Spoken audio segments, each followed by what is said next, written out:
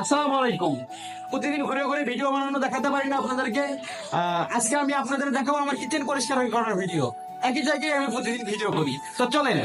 এই চুলার রান্না হয়তো আমাদের প্রতিদিনের খাবার। যত কষ্টই করি না কেন এই চুলাটা পরিষ্কার রাখা লাগে, কারণ এখান থেকেই আমাদের ইনকামের শুরু।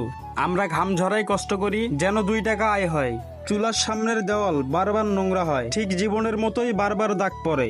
কিন্তু থেমে গেলে তো চলবে না, আমরা বারবার উঠে দাঁড়াই আর এভাবেই লড়ে যাই যেন নতুন করে আবার শুরু করা যায়। তারপরে আমি কিচেনের ফ্লোরগুলো ঝাড়ু দিয়ে নেই। আমাদের জীবনও এমন, ঝাড়ু দিতে দিতে ময়লা যায়। ঠিক তেমনি কষ্ট করতে করতে আমরা একদিন ভালো দিনের দেখা পাই। আজ ছোট ছোট কাজ করি, হয়তো কেউ দেখে না, কিন্তু আমি জানি এই কষ্টই একদিন সফলতার রূপ নেবে। তারপরে আমি মুখটা ধুয়ে নিচ্ছি ভালোভাবে ফ্লোর পরিষ্কার করার জন্য।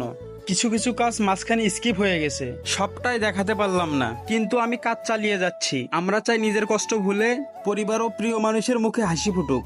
তারপর আমি ফ্লোর পরিষ্কার করা শুরু করে দেই। জীবন কখনো সহজ না, ছোট ছোট কাজের ভিতর দিয়ে আমাদের কষ্ট জমে থাকে।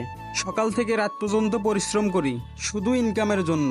হয়তো কাজটা সাধারণ, কিন্তু এর পেছনে লুকিয়ে আছে অনেক সংগ্রাম। ফ্লোর পরিষ্কার করতে একটু সময় লাগে, আর এখন আমার কাজটা প্রায় শেষের দিকে। ময়লা যতই জমুক, ধৈর্য ধরে পরিষ্কার করলে এক সময় চকচক করবে।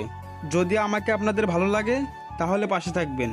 এই তো আমার কাজ শেষ, সব কাজ শেষ করে এখন চলে যাবো বাসার দিকে। আল্লাহ হাফেজ, সবাই ভালো থাকবেন আর আমার জন্য দোয়া করবেন।